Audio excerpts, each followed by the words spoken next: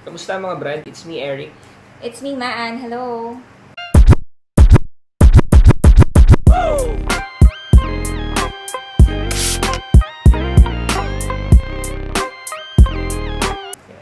Gawa ulit kami ng video, kasama ko siya, wife ko. So, ngayon, yung video is tungkol sa Hawas. So, tatlong Hawas. Hawas OG, Hawas Ice, tsaka yung pinakabago, Hawas Black. Katulad lang ng dati, spray natin sa paper strip. Tapos papaamoy ko sa kanya, describe niya. Pero ngayon, ipaparate ko after niyang ma-describe yung tatlo. Kumbaga, maamoy muna niya lahat bago siya mag-rate from 1 to 10 sa kanila. Tapos, after ilang minutes, papaamoy ko ulit sa kanya yung dry down. Titignan natin kung may magbabago. Yep. Ready ka na? Ready na. Okay, simulan na natin. So, yung una, Hawas OG.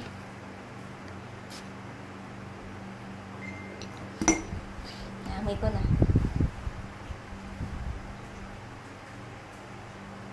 Hindi ako magde-describe na ng mga pabango kasi hayaan natin siya na siya yung mag-describe. Although, naamoy niya yan kapag ginagamit-gamit ko. Describe ko na ba? Ito matamis. Malayo pa na nung i-spray mo, naamoy ko na siya kaagad. Matamis, may pagka-fresh. Pwedeng gamitin ng babae. And,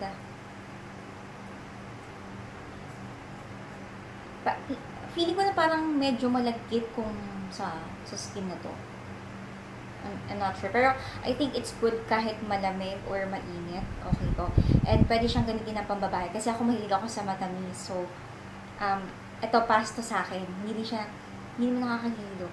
May pagka-citrus ba? Naku.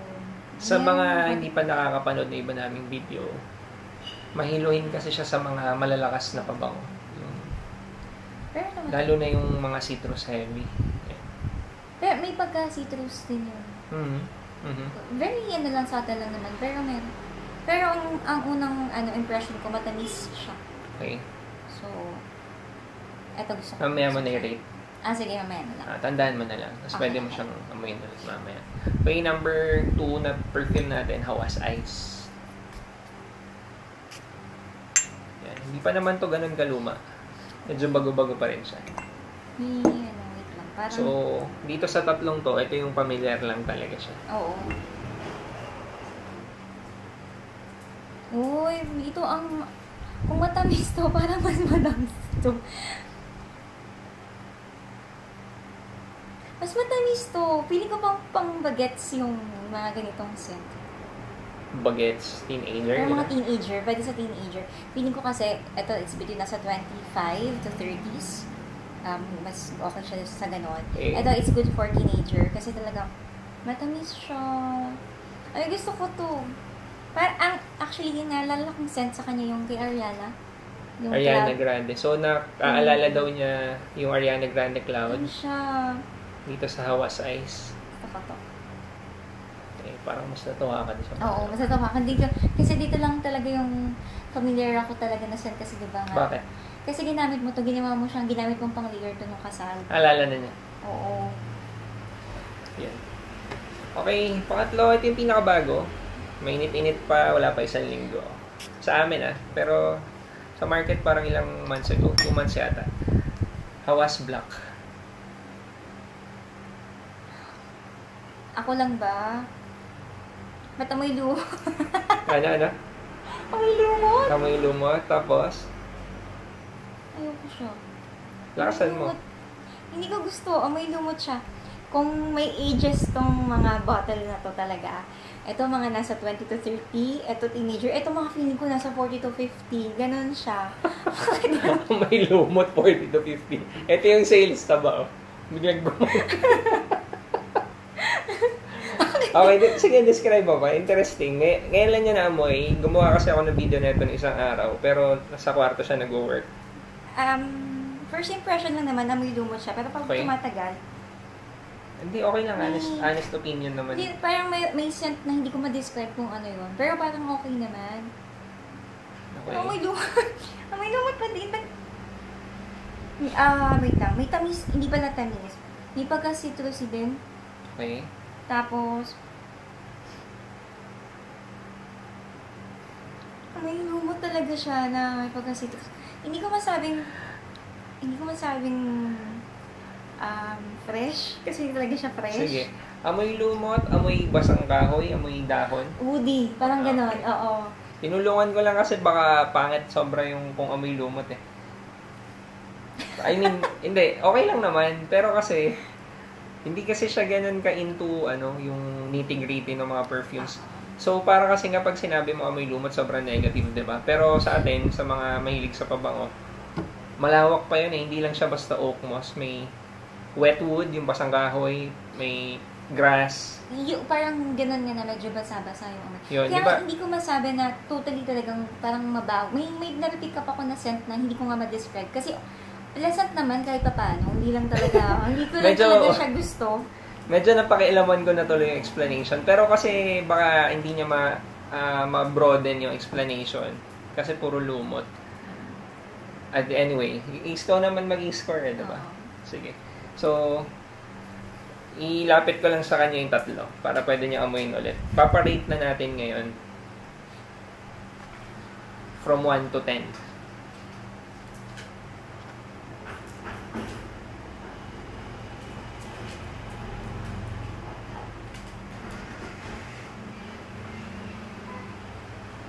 Ito parang Yung Hawas Black yung inaamoy niya ngayon. kasi tinatry ko siyang magustuhan. Tinatry daw magustuhan. Hindi naman kita pinipili. Honest nga to na review. Mabenta kasi. Hindi. Hindi yun yung iniisip mo dapat. Dapat honest na review lang. Kung may bibili niyan, may bibili niyan. May market talaga for it. Kakat mo ba yun? Hindi, wala tayong kakat dito, taba. Wala tayong kakat dito. Mabango din naman siya. Yung Hawas OG hawak niya ngayon. Tsaka Hawas Ice. Para sa akin, yung Hawas Ice talaga. Kasi mahilig na ako sa matamis. Personal preferences lang, syempre, di ba? So, ako, ito yung Mahilig ka sa matatamis. Pero kung ako gagamit, kung maamoy mo siya sa lalaki. Oo naman. Ito, definitely, magugustuhan So, ko Gina para Judge. sa ito. Okay. Kasi ito nga ganito yung mga scent na gusto kong maamoy sa akin at the same time. Bagay din sa'yo kasi... So, na-appreciate mo siya kasi gusto mong maamoy sa'yo? O gusto mong Both. maamoy? Siyempre both. Okay. So, yung Hawas Ice yung inaamoy niya ngayon, sabi niya, parang pwede rin niya gamitin. Gamitin ko yan ngayong Christmas. Kasi parang Okay. okay din siya ng malamig. Tapos, Yung Hawas Ice daw parang okay ng malamig dahil Ako ko, parang okay lang din siya sa malamig. Pwede din sa malamig, pwede sa mainit. Parang okay, ganun. versatile. Yung parang wearable lang siya kahit anong season. Parang ganun. Saka na-enjoy mo yung amoy. Enjoy ko yung amoy. Ito Okay. parang, mabango pa din siya. Hawas Matamis OG din. yung hawak niya ngayon. Oo, Hawas OG. Matamis din daw, mabango pa rin daw. Pero hindi lang ganun ka parang striking or ka-intense Alin? yung scent ni Hawas OG kay Kumpara Hawas sa Hawas Ice. Oo. So, sabi niya, mas intense daw yung amoy ng Hawas Ice kaysa sa Hawas OG.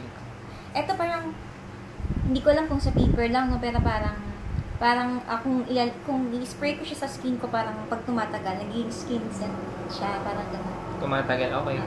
Parang gano'n. Kasi nagiging medyo, hindi ganun kalakas yun na yung scent niya compared dito kay Hawas Ice. So, siguro mas nagpo-project pa yung Hawas Ice kaysa sa OG. Bango ito. Oh, ang verdict sa score. This is 10, this is 9. Close lang sila. 10 yung Hawas Ice, okay. Tapos yung Hawas OG is 9. 9. Yung Hawas Black. Okay, let me smell again. Baka magbago tayo ng Hindi, okay lang. Honest review naman to eh. Tsaka hindi ko yan ikakat para dire-diretso lang. Okay. Hindi na ganun hindi ko na masyado naamoy yung yung sinabi ko kanina, lumot. Pero, Yung honest oo, honest naman. Honest daw. Humina Pero, daw. Okay. hindi ko babaguhin na pangmatanda yung scent nito. Okay. Sabi niya, humina yung amoy. Hindi ko kasi alam kung mahina doon eh. Kaya inuulit ko.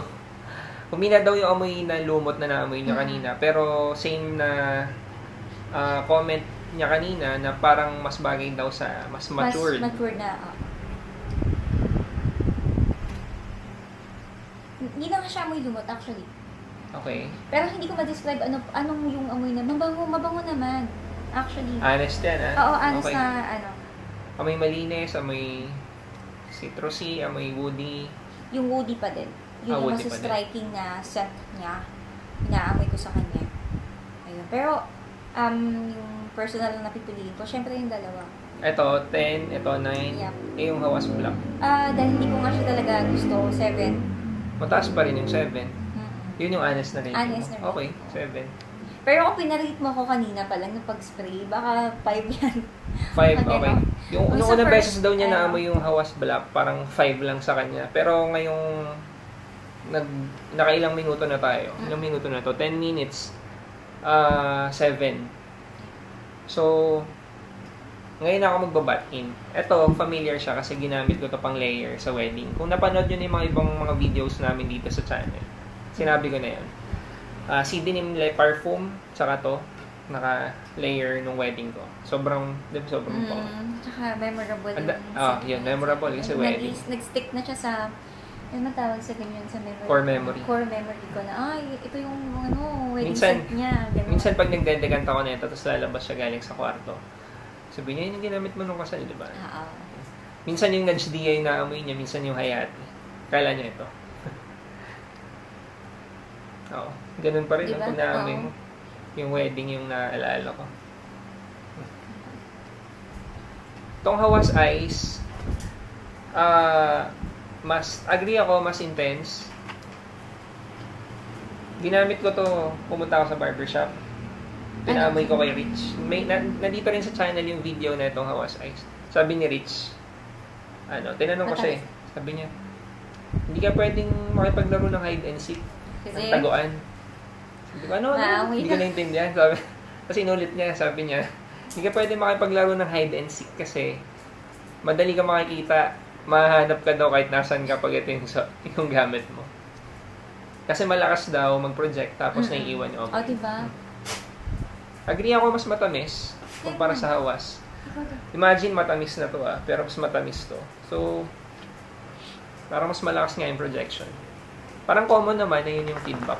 Ito, fairly new, hindi ko pa din halos hindi ko pa talaga na full wear na review lang natin dito sa channel nung isang araw. Oo nga, nag-transition nga. Diba?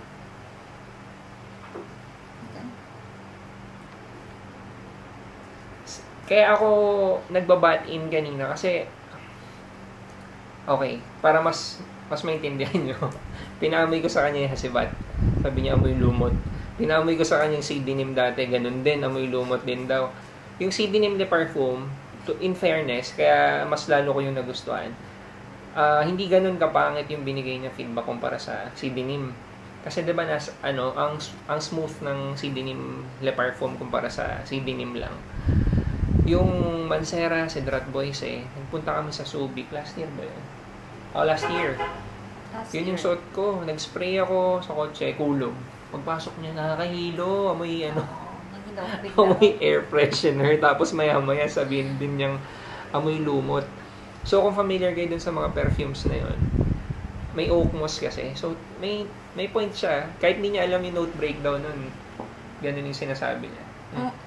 Habang tumatagal siya, alam mo yung Halls Menthol na yung yellow. Oo.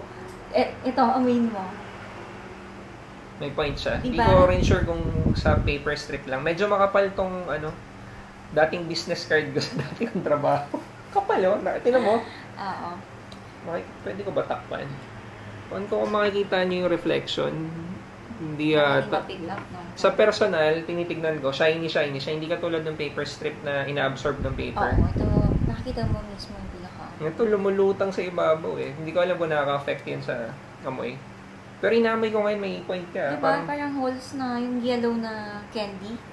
Diba? Ano flavor nun? Lemon? Lemon. Oo, lemon. Medyo nag-amoy lemon siya. Hindi ikaw yun. Oo nga, no? Diba? Parang naghati yung lemon tsaka oak moss. Naalala ko nung ginawan ko kasi ito ng video, sabi ko amoy green. Tsaka Green. citrus. Yung parang So medyo grassy ganito. na. Pero mas lumakas yung citrus niya, hindi lumakas na umintensa. I mean yung percentage nung scent na naamoy ko, parang mas lumaki yung citrus doon, pero hindi mas naging sharp.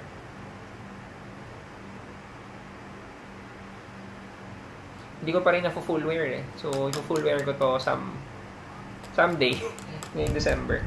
So, ulit, nagbago ba? Tingnan natin kung may nagbago. Yung, ano pa rin talaga, matamis pa rin talaga. So, yung rating mo, same. Wait lang, let me smell lahat ng nasa.